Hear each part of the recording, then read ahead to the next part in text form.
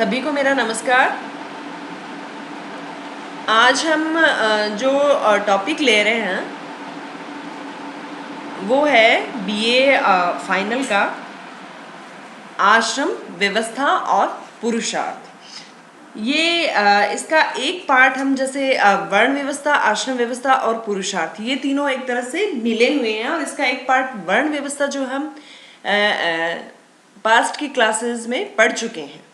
तो अभी आज जो हम पढ़ेंगे वो आश्रम व्यवस्था और जो है पुरुषार्थ क्या है।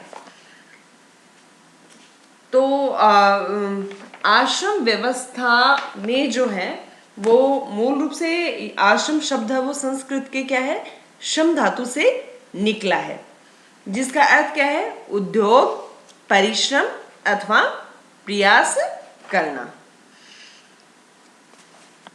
कहने का मतलब है कि भाई किसी भी चीज को पाने के लिए अत्यधिक प्रयास करना अथवा मेहनत करना, परिश्रम करना। साहित्य की परिधि में जो है आश्रम का अर्थ होता है पड़ाव या विश्राम स्थल, कि किसी जगह है विश्राम करने के लिए कोई जगह सुनिश्चित करना या किसी जगह पड़ाव डालना। जैसे पहले युद्ध होते थे ना, तो मध्यकाल में और उससे पहले भी सल्तनत काल में युद्ध वगैरह होते थे तो सेनाएं अपना पड़ाव डालती थी ना, आश्रय स्थल कहेंगे, जहाँ पे क्या है वो जब युद्ध लंबे चलते थे या बहुत दूर उनको जाना होता था तो वो एक जगह क्या बीच में रुकने के लिए विश्राम करते थे, पड़ाव डालते थे, विश्राम स्थल करते थे, विश्राम स्थल कहलाते थे वो उनके। तो वैसे ही क्या है जो आश्रम व्यवस्था को क्या है साहित्य की परिधि में जो है नाम दिया गया है पड़ाव या विश्राम स्थल। अब आश्रम व्यवस्था का जो विभाजन है वो 4 भागों में किया गया है। पहला ब्रह्मचर्य आश्रम जिसको 25 साल की आयु तक माना गया है। सेकंड गृहस्थ आश्रम जो 25 से 50 माना गया है। थर्ड वानप्रस्थ आश्रम है जो 50 से 75 माना गया है। और चौथा है वो संन्यास आश्रम है वो 75 से 100 साल की आयु तक माना गया है। अब बहुत ही सिंपल है आश्रम व्यवस्था में जो ये 4 विभाजन है और इन 4 विभाजनों के आधार पे पूरी आश्रम व्यवस्था में समझ में आ जाएगी कि भी ये जो आश्रम व्यवस्थाएं हैं जिनको 4 भागों में बांटा गया, इनमें व्यक्ति के पूरे जीवन काल को एक तरह से बताया गया है कि व्यक्ति जन्म से लेकर मृत्यु तक किन किन कार्यों को करता है। तो जो ब्रह्मचर्य आश्रम है वो 25 साल की आयु तक है, उसमें व्यक्ति क्या करता है कि शिक्षा ग्रहण करता है और वो ब्रह्मचर्य का क्या करता है, पालन करता है। नेक्स्ट जो 25 से 50 है उसमें वो क्या है, शिक्षा ग्रहण करने के बाद में विवाह संस्कार अपनाता है या उसकी शादी विवाह है उसका होता है और उसके बाद में वो गृहस्थ जीवन जीता है, बच्चे पैदा करता है, फिर उन बच्चों का वो पालन पोषण करता है आदि, और उनकी फिर शादी करता है। फिर नेक्स्ट जो है वो जो आश्रम माना गया है वो वानप्रस्थ आश्रम माना गया है। वानप्रस्थ आश्रम जो 50 से 75 तक की आयु का समय इसमें माना गया है। ये एक तरह से क्या है कि व्यक्ति को जब वो सन्यासी बनने वाला होता है उससे पूर्व की जो है भूमिका वो इस आश्रम में करता है। शास्त्रों के अनुसार माना गया है कि जब गृहस्थ व्यक्ति होता है, जब उसके सिर के बाल सफेद हो जाएं, शरीर पर झुर्रियों का अस्तित्व हो जाए, वह पुत्र प्राप्ति कर चुका हो, तो उसे क्या है वानप्रस्थ आश्रम ग्रहण कर लेना चाहिए। मतलब एक तरह से व्यक्ति के व्यक्तित्व का विकास है वो इस वानप्रस्थ आश्रम में ही होता है पूर्णतया। नेक्स्ट जो है वो है संन्यास आश्रम जो माना गया है 75 से 100 साल की आयु तक, और वानप्रस्थ वो है संन्यास ग्रहण करने से पूर्व की जो भूमिका व्यक्ति अदा करता है वो वानप्रस्थ आश्रम में करता है। फिर नेक्स्ट जो 75 से 100 जो साल 100 साल का जो आश्रम माना गया संन्यास आश्रम, इसमें क्या है कि 75 वर्ष की आयु के पश्चात मृत्यु तक का जो समय है वो इसमें माना है, और इसमें व्यक्ति जो है सन्यासी बनना चाहे तो उसके लिए किसी प्रकार की वर्जना नहीं होती है।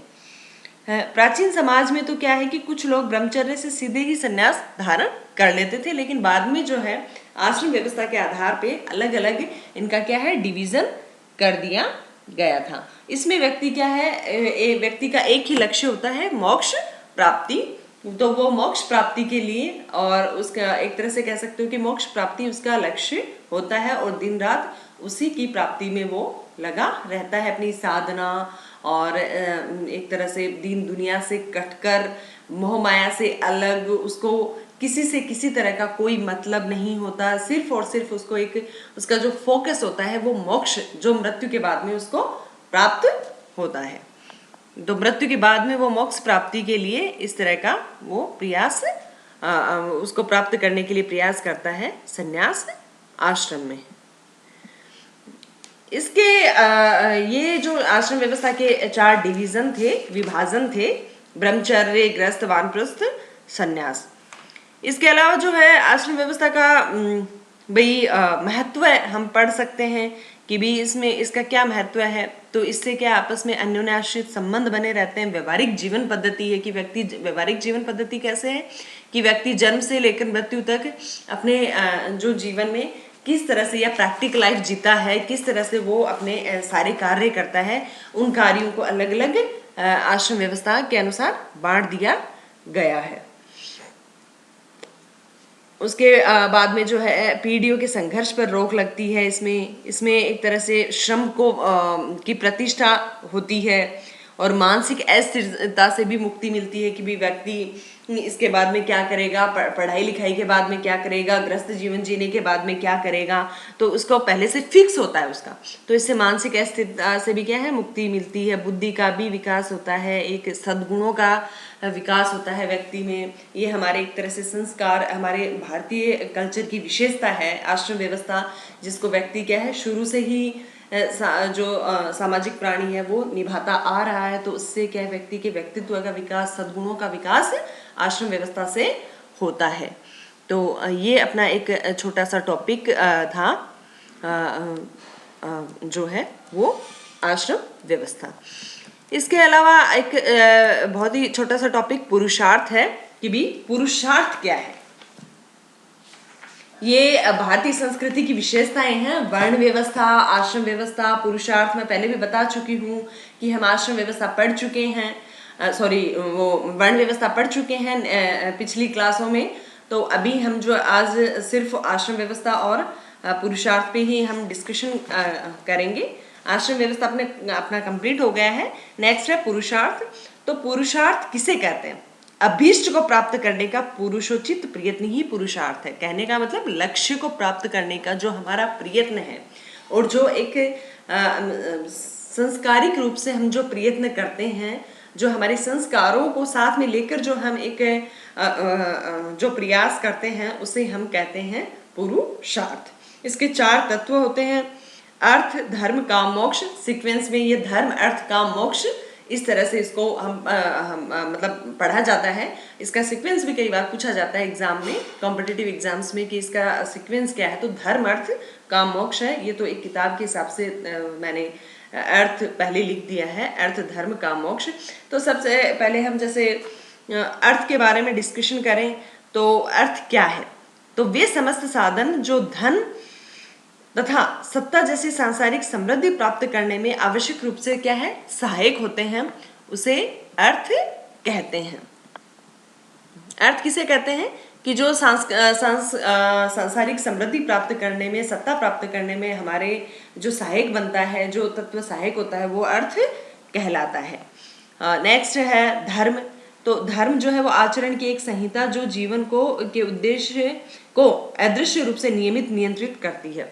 मतलब हम समाज में जो एक सांसारिक रहकर सांसारिक जीवन जो जी रहे होते हैं और एक अदृश्य शक्ति से हम डर रहे होते हैं और उसके डर से हम जो समाज में एक नियंत्रित होकर और संतुलित होकर जो कार्य करते हैं वो धर्म कहलाता है। कि भी एक अदृश्य शक्ति का हमारे दिमाग में डर रहता है कि हम गलत काम करेंगे तो हमारे साथ ऐसा हो जाएगा या वैसा हो जाएगा, गलत काम करेंगे तो हमें हमारे गलत कामों की सजा मिलेगी। एक अदृश्य शक्ति का हमारे कह सकते हो ईश्वर का हमारे डर रहता है कि ईश्वर हमें दंडित करेगा, परमात्मा हमें दंडित करेगा। तो इसलिए उसके डर से हम क्या समाज में नियंत्रित कार्य करते हैं, एक समाज में संतुलित होकर कार्य करते हैं। जिससे क्या है कि समाज जो है पूरा संतुलित रहता है, एक समाज में व्यक्तियों के बीच में सामंजस्य बना रहता है, और ये कार्य जो सामंजस्य का कार्य है ये धर्म के द्वारा ही होता है। फिर नेक्स्ट है काम, कि व्यक्ति जो कुछ भी आकांक्षा रखता है या चाहता है, तो चाहने की व्यक्ति की जो अभिलाषा है वो काम कहलाती है। या कह सकते हो कि मूल प्रवृत्ति संबंधी जो काम भावना की व्यक्ति की मतलब काम भावना है वो व्यक्ति की यौन लालसाओं से माना जाता है। इसके अलावा ये कि व्यक्ति कुछ भी चाहने की आकांक्षा रखता है और उसको कह सकते हो कि उस आकांक्षा को, अभिलाषा को, उसको वो प्राप्त करना चाहता है, तो वो उसको काम के माध्यम से अपनी उस आकांक्षा को पूरा करने की कोशिश करता है। नेक्स्ट है या लास्ट है मोक्ष, जो हमने आश्रम व्यवस्था में भी पढ़ा है कि कौन सा आश्रम मोक्ष प्राप्ति में कह सकते हो सहायक होता है, संन्यास आश्रम, जो सांसारिक मोह माया को त्याग कर जब व्यक्ति मोक्ष की प्राप्ति के लिए एक साधना में लीन हो जाता है, तो वो चाहता है कि उसका मूल जो उद्देश्य होता है वो मोक्ष होता है, वो मोक्ष प्राप्ति की कामना करता है। तो ये मोक्ष जो है वो एक चरम पुरुषार्थ माना गया है, जो सभी जालों से या सभी मोह माया से मुक्त होकर क्या कैवल्य ज्ञान प्राप्ति में सहायक होता है। या ज्ञान प्राप्ति सहायक नहीं, मतलब जो ज्ञान या कैवल्य प्राप्त होता है वो मोक्ष के द्वारा ही मिलता है। मैं ये कह सकती हूँ कि वो मोक्ष ही होता है। जब व्यक्ति सांसारिक जीवन को त्याग देता है तो वो मोक्ष की प्राप्ति कर लेता है। तो इस तरह से ये चार पुरुषार्थ जो हैं वो होते हैं, धर्म अर्थ काम मोक्ष, ये इनका सीक्वेंस है जो व्यक्ति को क्या है जीवन में व्यक्ति करता है। जैसे कि आश्रम व्यवस्था जिस आश्रम व्यवस्था से व्यक्ति गुजरता जाता है वैसे वैसे व्यक्ति क्या है इन पुरुषार्थों की पूर्ति करता जाता है, या मतलब इन पुरुषार्थों के माध्यम से वो अपनी इच्छाओं की पूर्ति करता जाता है। या ये पुरुषार्थ वो एक तरह से साधन है या वो प्रयास है जिनके द्वारा व्यक्ति अपनी आकांक्षाओं की, इच्छाओं की पूर्ति करता है। तो ये भी हमारा एक बहुत ही कह सकते हो कि सामाजिक व्यवस्था या हमारी जो है संस्कृति को इंगित करने वाला टॉपिक है। पुरुषार्थ, वर्ण व्यवस्था, आश्रम व्यवस्था और पुरुषार्थ, ये तीनों जो है हमारी संस्कृति को बहुत अच्छे से जो है स्पष्ट करते हैं। हमारी संस्कृति को बहुत अच्छे से ये हमारी संस्कृति का इनके माध्यम से पता चलता है हमें। तो ये हमारा एक छोटा सा टॉपिक था आश्रम व्यवस्था व पुरुषार्थ, जो कंप्लीट हुआ। धन्यवाद।